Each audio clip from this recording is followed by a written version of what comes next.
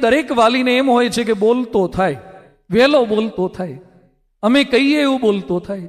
બધા જ બોલતા શીખવાડે છે, સાંભળતા કોઈ શીખવાડતું નથી. જેટલા સંબંધો તૂટે છે, બગડે છે, એ બોલવાને કારણે વધારે બગડે છે. લર્ન ટુ લિસન, થોડુંક સાંભળતા શીખવે.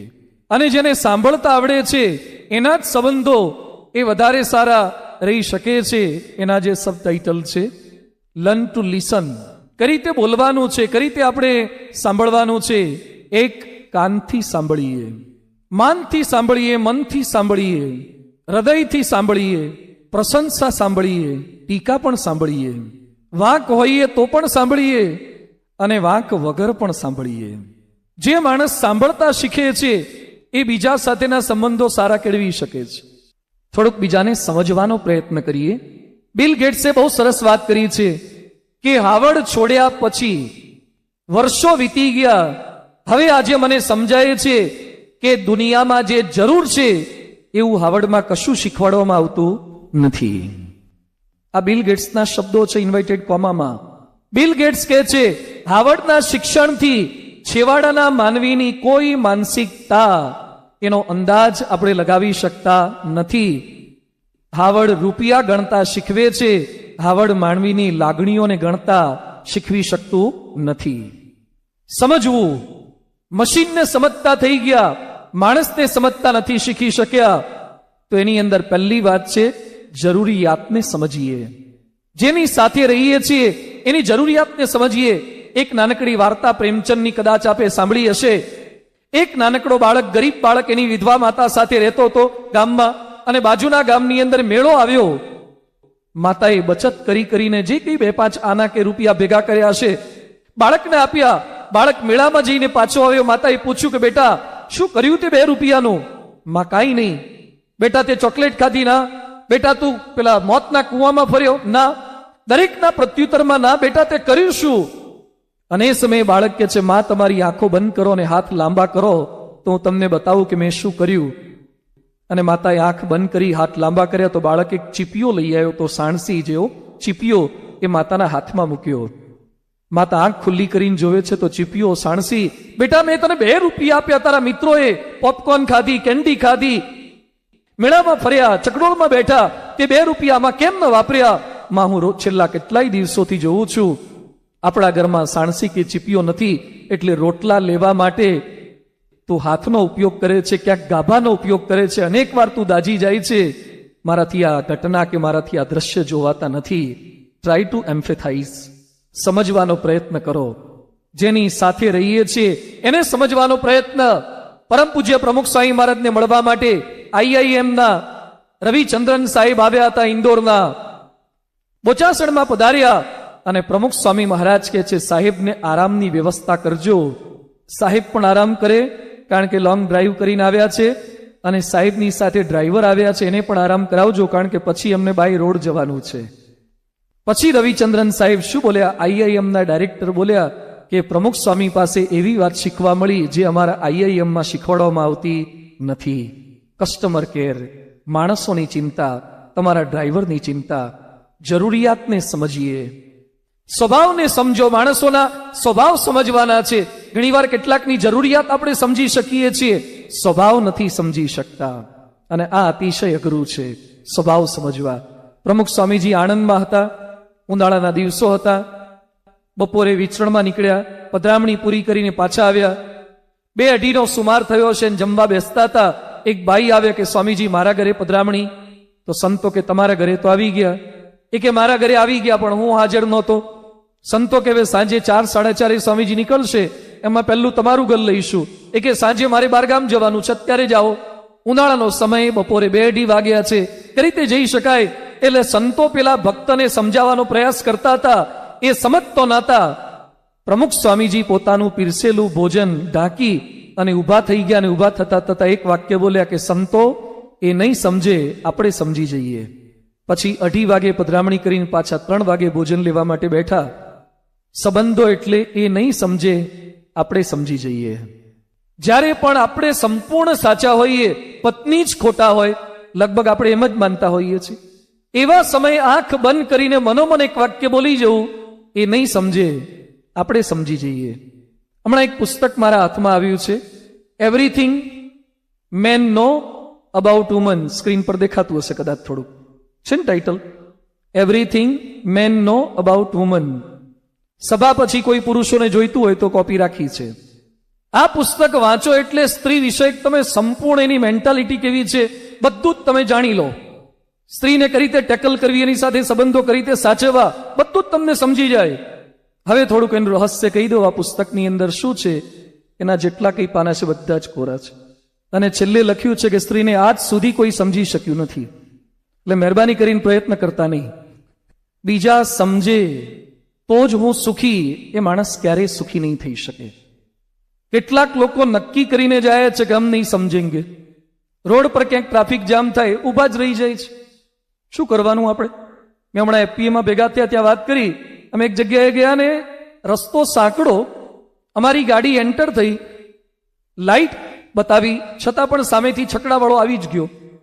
આ હોર્ન મારે છે, છકડાવાળો ખસતો જ નથી. છકડાવાળાએ છકડો બંધ કરીને પલાઠી વાળીને બેસી ગયો. આપણા ત્યાં તો કાઠિયાવાડ છે ભાઈ, માણસ ગમે તે કરી શકે. અમે સાધુ છીએ છતાં પણ એને કોઈ આદર સત્કાર કશું જ નહીં. પલાઠી વાળી અમારા ડ્રાઈવરે પણ બંધ કરી. મને કે એને ટાઈમ છે તો આપણે ટાઈમ જ છે ને. મેં તો ભાઈ તને ટાઈમ છે, અમારે ટાઈમ નથી. મને કે એ રિવર્સ ના લે તો આપણે નથી લેવી, જોઈએ છે કોણ થાકે છે.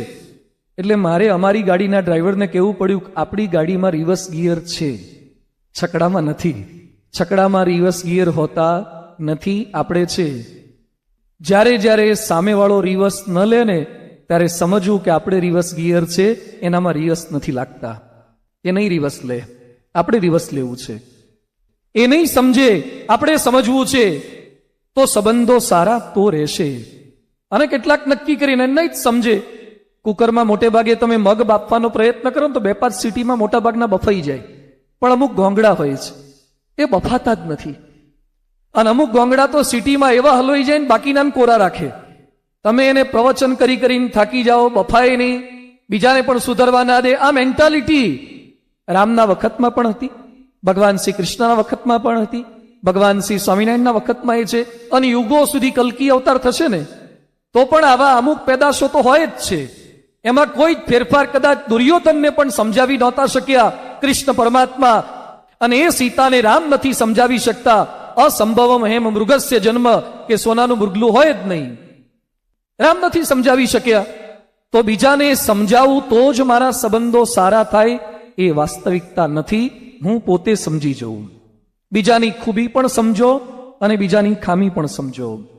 બને એટલી મદદ કરતા રહીએ બીજાને. કઈ રીતે મદદ કરી શકીએ આપણે? કલામ સાહેબ હૈદરાબાદમાં નિઝામ ઇન્સ્ટિટ્યૂટમાં જાય અને ત્યાં વિનંતી કરવામાં આવે કે સાહેબ તમે એરોનોટિકલ એન્જિનિયર છો, સ્પેસ શટલ છોડો છો અને એમાં તમે કાર્બન યુટિલાઇઝ કરો છો. કાર્બન લાઇટ વેઇટનું છે. અને અમારા ડિસેબલ જે બાળકોના પગ છે, એ પેલા જયપુરના પગને કેલિપર કે છે એ પહેરતા હોય છે. 4 કિલો વજનનું પગ છે, નાનો બાળક ઊંચકી નથી શકતું, તો કંઈ ન કરી શકો. કલામે પોતાની બુકમાં લખ્યું છે કે આ બાળકોની વેદનાને વિનંતી સાંભળ્યા પછી રાત્રે હું સૂઈ ન શક્યો. રાત્રે એમને થોડાક ડ્રોઈંગ તૈયાર કર્યા અને જે 4 કિલોનો પગ થતો હતો એ કલામ સાહેબે 400 ગ્રામનો કરી આપ્યો. એ કલામ માટેનો વિષય નહોતો, છતાં પણ મારા સંબંધો, મારા પ્રત્યેક ભારતીય પ્રત્યે, ન કેવળ ભારતીય, પ્રત્યેક માનવ જાત પ્રત્યેના મારા સંબંધો કયા પ્રકારના હોવા જોઈએ? ટ્રાય ટુ એમ્ફેથાઇઝ, સમજવાનો પ્રયત્ન, મદદરૂપ થવાનો પ્રયત્ન. અને આપણે જો બીજાની વેદના સમજીશું તો બીજું તરત આપણી વેદના મોડા વહેલા એ સમજશે. આપણે થોડા કેટલા અધીરાને ઉતાવળા હોઈએ છીએ કે સતત બોલીએ છીએ એમ કે શું લાભ. ગુજરાતી માણસો મોટે ભાગે કોઈ પણ ઇન્વેસ્ટમેન્ટ કરવાનું કે ત્યારે એમ બોલે કે મારા કેટલા ટકા, અને ક્યાંક કોકનું બગડતું હોય નીકળતા હોય તો શું બોલીએ? મારે કેટલા ટકા. મારા કેટલા ટકા અને મારે કેટલા ટકામાંથી જે બહાર નીકળે એ જ સંબંધો સારા કેળવી શકે છે. શિક્ષક હોય, ડોક્ટર હોય, પણ અસ્મિતા જ ના હોય. કેટલાક ડોક્ટર હોય તો પણ બીજાને શું કહેતા હોય કે મહેરબાની કરીને આ લાઈનમાં ના આવતા. કેટલાક શિક્ષક હોય તો એ શું કે આ તમે ભૂલથી આ લાઈનમાં આવી ગયા, શિક્ષકમાં પડવા જેવું નથી. અરે તમારી લાઈનનું ગૌરવ તમને જ નથી તો બીજાને ક્યાંથી ગૌરવ હોય? ઘણા સેવા કરે. આ કોરોના કાળમાં સેવા કરી હોય, આપણને ઉપરથી કીધું હોય એટલે સેવા કરે. કોઈ કહે છે એટલે કરવું નહીં, હું ગૌરવ સાથે કરું છું. તો કર્મ ગૌરવ છે. ત્રીજું કે છે કર્મ નિષ્ઠા સાથે મારે કર્મ કરવું છે. ભારતીયોમાં ખોટું તત્વ નિષ્ઠા છે. આ સમય પાલન સાથે રાજકોટના એક ભાઈ થોડાક વર્ષ પહેલા મને મળ્યા હતા. મન કે મારી સરકારી ઓફિસનો સમય છે 11 વાગે ખુલવાનો અને 6 વાગે બંધ થવાનો. છેલ્લા 22 વર્ષ સુધી 1 વાગે જઉં છું, 3 વાગે ઘરે પાછો આવી જઉં છું. આજ સુધી કોઈ તકલીફ પડી નથી. આ શું ભારતને આગળ લાવવાના? આવા માણસો પ્રબુદ્ધ નાગરિકો છે. સમય પાલન કરવાનું છે, ફરજ પ્રત્યે સભાનતા રાખવાની છે. સરદાર વલ્લભભાઈ પટેલ 34 વર્ષની યુવાન વયે એમના ધર્મપત્નીનું મૃત્યુ થઈ ગયું, છતાં સરદાર પટેલે કેસ લડવાનો ચાલુ રાખ્યો છે, જીતી બતાવ્યો છે. આજે આઈપીએલની એકાદી મેચ હોય અને કેટલાકના ક્લાસ અને ઓપરેશન ડિસ્ટર્બ થઈ જાય છે, ક્રિકેટની મેચથી ડિસ્ટર્બ થઈ જાય છે, આપણું કર્મ ડિસ્ટર્બ થઈ જાય છે, તો ફરજ પ્રત્યે સભાનતા, ઈમાનદારીથી કર્મ મારે કરવાનું છે. આઈન્સ્ટાઈન પ્રિન્સ્ટન યુનિવર્સિટીમાં ક્લાર્ક કરતા પણ ઓછો પગાર લેતા હતા, છતાં બોલતા હતા, દિવસમાં 100 વાર વિચાર કરું છું કે મને જે મળે છે એની સામે હું વળતર ચૂકવું છું કે નહીં. અને આજે શું પરિસ્થિતિ આપણા દેશમાં બની છે? ઠેર ઠેર કાળા બજાર, હરામ વૃત્તિ, લેવાની વૃત્તિ. કોઈ પણ ફિલ્મ, આપણે કોઈ ફિલ્મને દોષ દેતા નથી, દરેક વ્યક્તિ દોષિત નથી. ક્રિકેટમાં મેચ ફિક્સિંગ, બોલ ટેમ્પરિંગ, ભેળસેળ, દવામાં, અનાજમાં, કરિયાણામાં, મસાલામાં ભેળસેળ, એકાઉન્ટ હેક કરી જવાના, ખોટા દસ્તાવેજ બનાવવાના, એક જમીનના 3 માલિકો થઈ જાય, હપ્તા ઉઘરાવાના. અરે કઈ દિશામાં આપણા દેશને લઈ જવો છે? કશું જ આપણે મફતનું લેવું નથી. મા ગૃધ કસ્ય સ્વિત ધનમ તેન ત્યક્તેન ભુંજીતાહ. ઉપનિષદ આપણને આ શીખવે છે. ક્યારે કોઈનું પડાવી લેવાની વૃત્તિ રાખતા નહીં, આપણે તો બીજાને આપવાની વૃત્તિ રાખવાની છે. તો કર્મની કુશળતાના 3 મુદ્દા હતા. એક નિપુણતા, બીજું કર્મ ગૌરવ, ત્રીજું છે કર્મનિષ્ઠા. પણ કદાચ આ કુશળતા તો આતંકવાદીમાં પણ હોઈ શકે. હવે થોડીક સરસ વાત કરી રહ્યો છું. આ 3 મુદ્દા તો આતંકવાદીમાં પણ હોય છે. આતંકવાદી પણ નિપુણ હોય છે. વર્લ્ડ ટ્રેડ સેન્ટર તૂટી ગયા પછી લોકોને ખબર પડી તો કેટલા એક્સપર્ટ કહેવાય. અમેરિકાના પ્લેન, એના જ ફ્યુલ અને એનું જ વર્લ્ડ ટ્રેડ સેન્ટર તોડવાનું, તો આતંકવાદી તો નિપુણ કહેવાય. આતંકવાદીને ગૌરવ પણ હોય છે. આઈઆઈટીના એન્જિનિયર થયેલા કેટલાક છોકરાઓ આઈએસઆઈએસમાં જોડાય છે. ગૌરવ હોય તો જ જોડાય ને. ગૌરવ છે એટલે જ માનવ બોમ્બ બને છે. અને આપણા ત્યાં પીટીસી થયેલા કેટલાક સ્વયંસેવકમાં જોડાતા નથી, કારણ કે એને ગૌરવ નથી. અને ત્રીજું છે નિષ્ઠાથી કર્મ કરવાનું છે. જે કંઈ કરવાનું છે તો એ લોકો પરિવારને, કુટુંબને, કારકિર્દી છોડી નિષ્ઠાથી કામ કરે છે. તો શું સિદ્ધિ પામી જાય?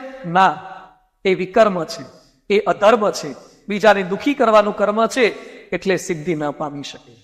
ભગવાન જાણે છે કે માણસો ભૂલ કરી બેસશે. કોઈ પણ ખોટું કર્મ કરે છતાં પણ માની લેશે કે મારું આ સત્કર્મ થઈ ગયું. એટલે કહે છે કર્મસુ યોગઃ ઇતિ કૌશલમ. હવે મુદ્દો છે, એના 2 પાસા આપણે સમજીએ છીએ આજે. પહેલું છે કર્મસુ કૌશલમ, હવે છે કર્મસુ યોગઃ. કર્મમાં યોગ મેળવવાનો છે. અર્નેસ્ટ હેમિંગ્વે હોય, નોબેલ પ્રાઇઝ વિનર હતા, છતાં આત્મહત્યા કરી.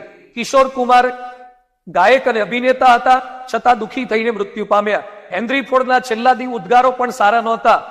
અરે આખા ભારતમાં 10,000 એકરમાં ચાના બગીચા જેના હોય એને પણ આત્મહત્યા કરવી પડી છે. અને આખી દુનિયાને જે નચાવતા હોય એવા માઇકલ જેક્સનને પણ અશાંતિના ઉદ્ગારો મુખમાંથી કાઢવા પડ્યો છે. તો કર્મમાં યોગ જોઈશે જ. એટલે 3જા અધ્યાયના 30મા શ્લોકની અંદર કર્મયોગની વાત સમજાવતા કહે છે, મયી સર્વાણી કર્માણી સંન્યસ્ય અધ્યાત્મ ચેતસા નિરાશી નિર્મમો ભૂત્વા યુદ્ધસ્ય વિગત જ્વરઃ. 3જા અધ્યાયના 30મા શ્લોકમાં વાત કરી છે. આના ચરણને સમજવા જ. કર્મયોગ એ કેવળ બોલવાની, તમે થોડાક ચબરાક બોલકા થઈ ગયા એટલે કર્મયોગ કરી લીધો? ના, એને ભગવાનના શબ્દોથી સમજો, ભગવાનની પ્રકૃતિથી સમજો, ભગવાનના આદેશથી સમજો. પહેલી વાત શું કરી રહ્યા છે? વિગત જ્વરઃ. વિગત જ્વર ભૂત્વા કર્મત્વમ. તો આનંદથી કર્મ કર. જેટલા આજે આ કાર્યક્રમમાં જોડાયા છે સૌ કોઈને મારો પ્રશ્ન છે કે તમને તમારું કામ કરવામાં આનંદ આવે છે? તમને તમારું કામ કરવામાં આનંદ આવે છે?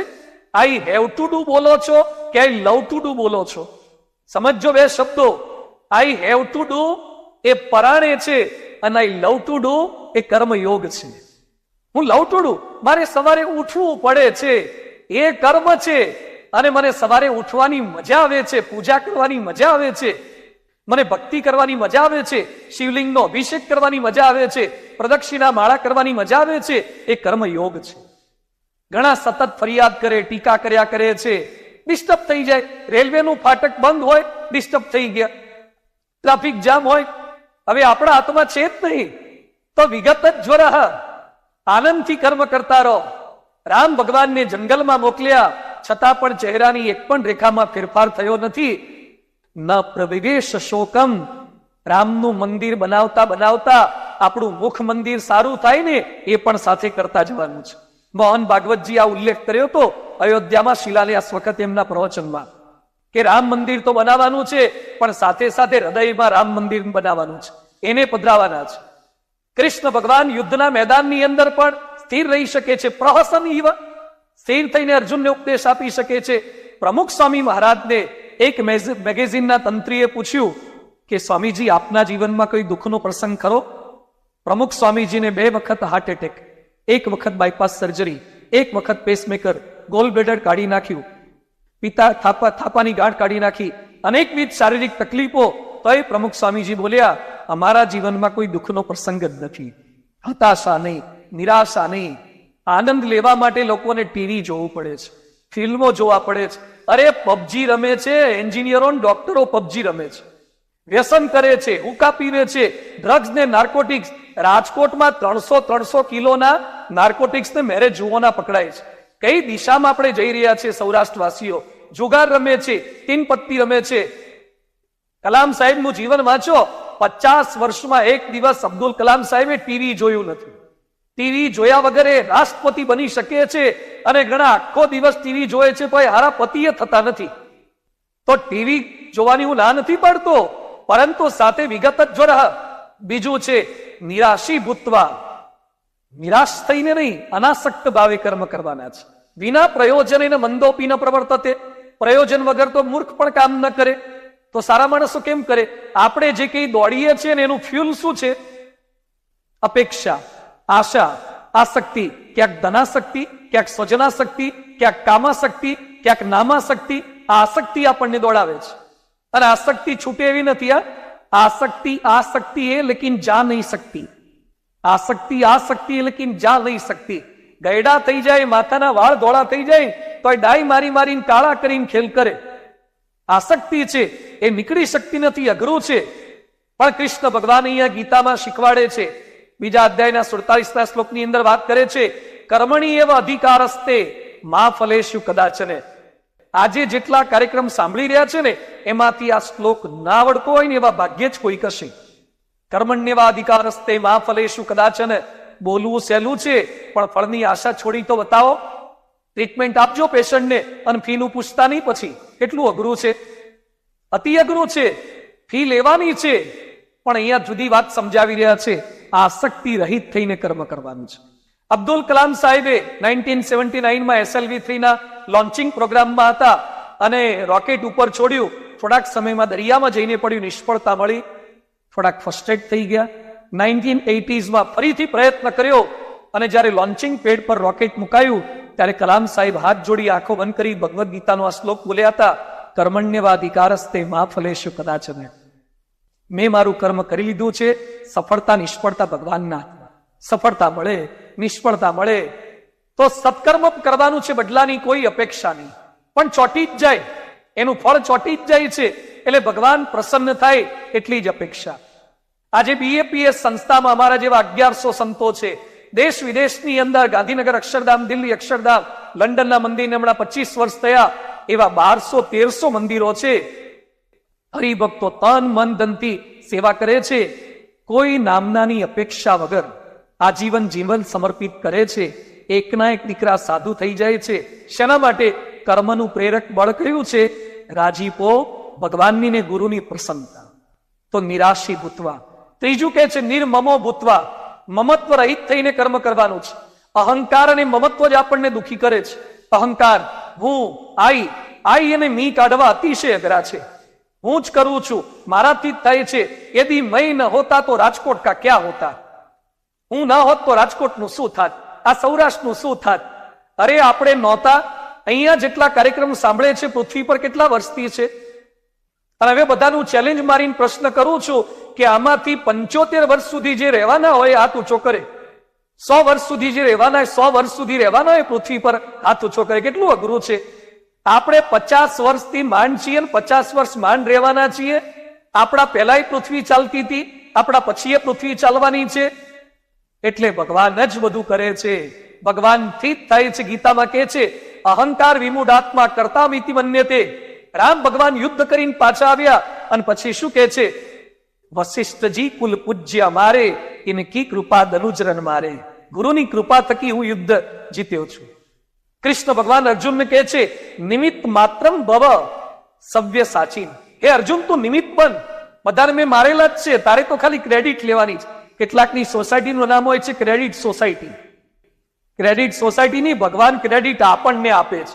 કર્મ બધું એમની કૃપાથી જ થાય, આપણે કશું જ કરી શકતા નથી. એટલે અહંકાર ટાળીને, મમત્વ ટાળીને, આવ્યા ત્યારે કઈ લઈને નહોતા આવ્યા, કઈ લઈને નથી જવાના, એ મમત્વ રહિત છે. અને આગળ કહે છે અધ્યાત્મ ચેતસા કર્મત્વમ, આત્મારૂપ માનીને કર્મ કરવાનું છે. હિન્દુ સંસ્કૃતિ આપણને આ શીખવાડે છે. એક સરસ દ્રષ્ટાંતથી સમજીએ. આપણને કોઈકની સાથે વાત કરીએ ને ત્યારે મોબાઈલ દેખાય કે મારા હેન્ડસેટ સારો છે એટલે વાત થાય છે. અરે મોબાઈલથી વાત નથી થતી, એમાં રહેલું નાનકડું સિમ કાર્ડ છે ને એટલે વાત થાય છે. સિમ કાર્ડથી વાત નથી થતી, એ સિમ કાર્ડ સર્વર સાથે કનેક્ટ છે ને એટલે વાત થાય છે. ત્રણનો સંગમ છે, મોબાઈલ, સિમ કાર્ડ અને સર્વર. એમ શરીર દેખાય છે પણ અંદર રહેલું સિમ કાર્ડ એ આત્મા છે અને એનું સર્વર એ પરમાત્મા છે. આ ત્રિવેણી સંગમ છે ને એટલે કર્મ થાય છે, બાકી કર્મ થઈ જ ન શકે. એ જ કર્મ કરાવડાવે છે આપણને. આત્મા રૂપે વર્તીને કર્મ કરવાના છે. દુઃખ આવે, સુખ આવે, અગવડ પડે, અપમાન થાય. પરીક્ષિતને શાપ થયો તો સુખદેવજીએ વાતો કરી ત્વમ તુ રાજન મરિષ્યસી પશુ બુદ્ધિ મીમામ જહી. અને પરીક્ષિત નિર્ભય થઈ ગયા છે. એટલે આપણે પણ આ સ્થિરતા ક્યાંથી કેળવવાની છે? તો આત્મા રૂપે વર્તીએ તો. પ્રમુખ સ્વામી મહારાજની 1974ની સાલમાં આફ્રિકા ગયા અને સેમ પ્લેનમાં પાછા આવવું પડ્યું. ત્યારે સંતોએ પ્રશ્ન પૂછ્યો કે સ્વામી અપમાન ન લાગ્યું? ત્યારે સ્વામીજી શું બોલ્યા? પોતાને આત્મારૂપ માને, અક્ષરરૂપ માને તો માન શું ને અપમાન શું? તો આપણે આત્મારૂપ થઈને કર્મ કરવાના છે. ઉપનિષદો, શાસ્ત્રો આપણને કહે છે આત્મના પ્રતિકૂલાની પરેશાન ન સમાચરે. જે આપણને પ્રતિકૂળ હોય એવું બીજાને ન કરીએ. બીજાને દુઃખ થાય એવી મારી વાણી છે, મારું વર્તન છે, મારા વિચારો છે. મારા દેશને નુકસાન થાય એવી કોઈ ભૂલ મારાથી નથી થતી. રાષ્ટ્રીય સંપત્તિને નુકસાન થાય એવું મારાથી નથી થતું ને. ફાકી ખાનારા, ગુટકા ખાનારા પોતાનું શરીર તો બગાડે અને ભેગી ભેગી રાષ્ટ્રીય સંપત્તિને પણ બગાડી રહ્યા છે. એ રાષ્ટ્રભક્તિ નથી, એ રાષ્ટ્ર સેવા નથી. આપણે તો ભારતને મહાન બનાવવું છે, આ રાષ્ટ્રની કિંમત વધારવી છે, એની આબરૂ વધારવી છે, એની આન શાનને માન વધારવું છે. એટલે એના માટે પ્રયત્ન કરવાનો છે. અને એમાં કે છે મયી સર્વાણી કરવાણી સંન્યસ્ય. છેલ્લે વાત આ સમજાવે છે કર્મયોગ ક્યારે થશે? હે અર્જુન, બધા જ કર્મો તું મને અર્પણ કર. એક શ્લોક હું બોલીશ, લગભગ અહીંયા બેઠેલા તમામને મુખપાઠ હશે અથવા થોડો ઘણો આવડતો હશે.